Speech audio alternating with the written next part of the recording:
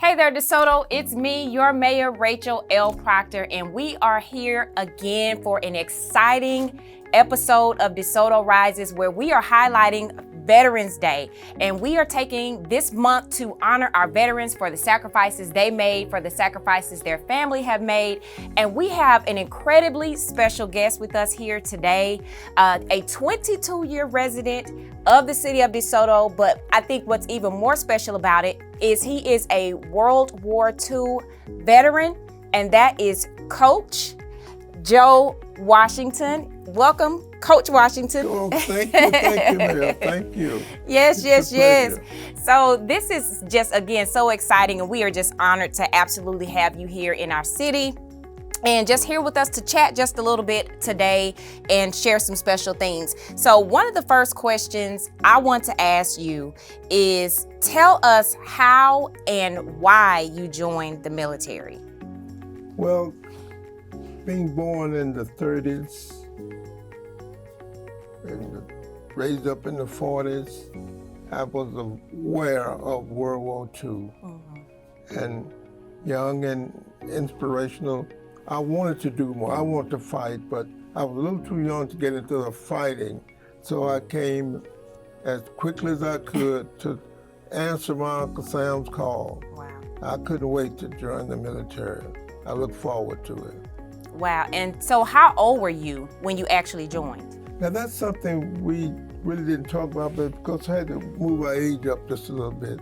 But the records say I was 17, but I hadn't quite turned 17. Oh, wow. Wow. That's amazing. So what branch of service did you serve in?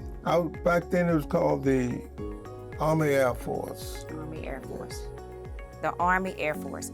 Wow. And so where in World War II, where did you actually serve during that particular war? I landed in the Pacific.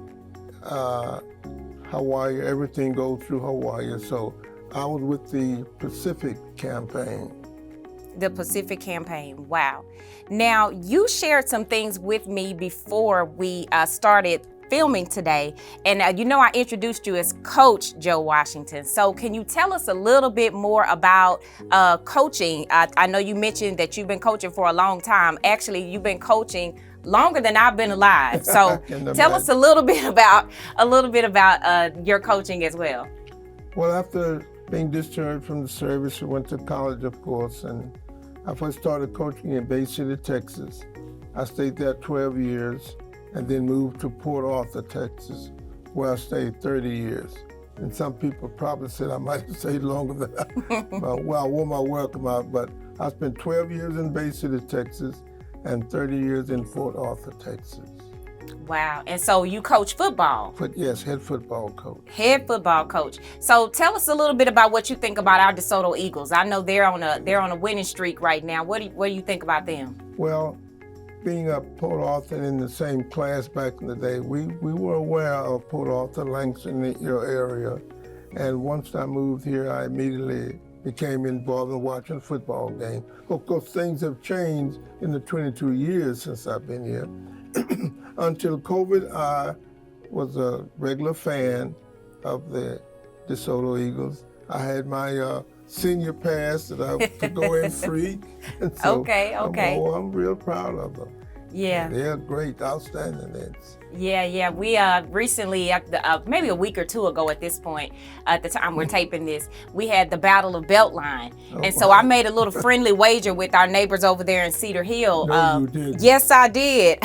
So actually, what we had, the wager, it was that whoever loses has to wear the opposing team's jersey while they make a donation to the Tri-City Animal Shelter. So Mayor Mason's gonna have to put that jersey on. I told the coaches, I said, hey, you guys better lock in tonight, because I don't look too good in red. So I was about to say, red don't match the colors that well. So you guys gotta get on the ball. I got you. Yes, sir. So we're glad about that. But it's all love. Our Cedar Hill is family to us as well, and it's all just a testament to the greatness of our young people, our student athletes in our region in general. So we're excited about that.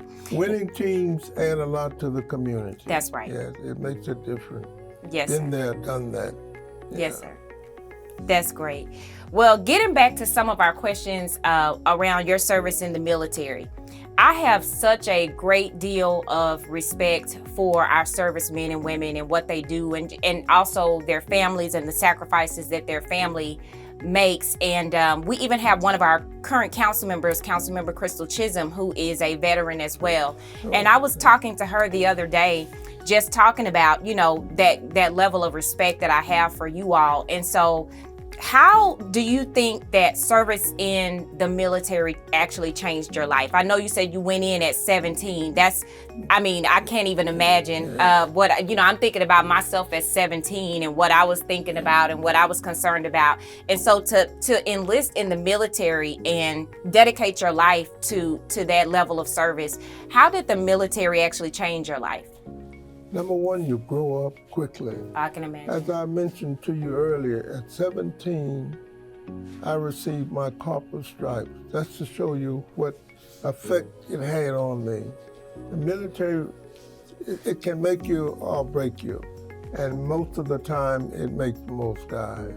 I would recommend, there are two things I would recommend for young men: playing football and going to the military. Wow. Absolutely. So I think I came out a better person. My childhood friend who passed at 91, he and I were together. We enlisted together, and we just spent our time together in service, and it made a difference in our lives. We've often talked about where would we have been had we not joined the military. So it's a great start for young men. When you don't know what to do, go to the military. Wow. That's amazing. I love that in terms of the football and the military. Oh, yes. They go hand in hand. They go hand in hand. Well, I'm looking at your jacket, and so can you tell us a little bit about, and it's the Honor Flight jacket. Yes. Could you tell us a little bit about your participation in the Honor Flight to Washington, D.C.? And if you don't know, I guess I'm assuming there may be some out there that are watching that have no idea what I'm referring to when I talk about the Honor Flight to Washington, D.C. So could you first tell us a little bit about exactly what that is, and then tell us a little bit about your experience with that? Absolutely. The first thing I would say, I wish every young veteran or old veteran would take an opportunity to get on the Honor Flight program. It's amazing. It will change your attitude. Although you're a veteran, but it will change your attitude. I was very fortunate to talk to a veteran, and he's an older veteran than me. We went to vet. And he said, "Have you been on the Honor Flight?" I said, "No, I haven't. What's about?" He said, "I'll give you the phone number." And he did. And the people, they're great. The hosts of the Honor Flight, they are outstanding. I was able to see things that I had heard about and was familiar with, but to see them in person, it was moving to me. I wish I asked them if I could go next year. They said, "No, you've used up your time." But seriously, it is quite an experience for veterans. I saw the World War II monument. We don't have time, Mayor, for me to go through all the things, but I saw things that I had read about, and they were impressive, very impressive. It makes you think you are glad to be an American. That's right. Yeah. So when you take that trip to D.C., do you just go to that specific wars memorials, or what all do you see when you get there? We see all the military World War II monuments. The World War II monuments. Yes. Okay, wow, that's awesome. And so if there are veterans out there watching, please, how would you recommend they go about getting involved or seeing if they have the opportunity to actually take that honor flight? All they need to do is go online, and of course I'm not a young man that go online, but they can go online to Honors, and they'll be able to get the information that they need. Honor Flight, and that will put them right in the mainstream of what they need to do. Wow. So it's simple, no real requirement, just a veteran. Just a veteran. Yes. Wow. So we'll make sure that you all get that information. Please Thank do. you for sharing that, and thank you for sharing a little bit about your experience with the Honor Flight. As you mentioned, we want to make sure that any veteran that's eligible and that can take that opportunity has the information. So we'll make sure that we put that out there when we release this video for those individuals. Yeah. Now our time is drawing to a close, but I want you to tell me a little, maybe something that you think may be a fun fact that maybe everybody doesn't know about Coach Washington. What's a fun fact you want to share with us? Well, as a young veteran, I remember trying to take advantage of everything in service. So I too took music lessons. Really? I took trumpet lessons that most people didn't realize, and I was beginning to really run the scales. And then football season started. And that was the end of my music career. Your music career went up and escalated and went back down quickly. And I often wonder what would have happened if I had stayed, who knows, Miles Davis or who That's knows? right. Yeah. Look out. Yeah. Well, that is a fun fact. I love that. Music is great. So yes, it is. Anytime you're able to learn an instrument, takes and you probably already know this, but it takes an incredible amount of discipline and focus to learn Absolutely. any instrument. I found that out. Yeah. Yes, sir. Yes, sir.